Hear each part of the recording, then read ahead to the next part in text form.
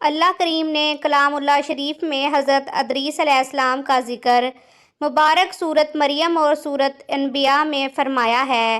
روایات میں وارد ہے کہ آپ کا زمانہ حضرت نوح علیہ السلام اور حضرت آدم علیہ السلام کے درمیان ہے، اور یہ کہ آپ کا وطن بابل تھا۔ آپ کے مشہور اقوال درج ذیل ہیں۔ نیک کردار اور علم میں درجہ انتہا یہ ہے کہ آدمی جہالت اور بدکرداری کے قریب بھی نہ جائے۔ اللہ پر ایمان کے ساتھ ساتھ صبر کرنا ہی صحت مندی کی علامت ہے۔ تم بھی خود کو مطمئن اور قانع نہیں کر سکتے جب تک کہ تم ضروریات زندگی کے علاوہ بھی دوسری چیزوں کے طلبگار ہوں۔ اصلاح نفس اور اعمال صالحہ کے لیے نیک نیت ہونا ازحد ضروری ہے۔ اپنے نفس کی نگرانی نہ کرنے والے بے سعادت کہلاتے ہیں۔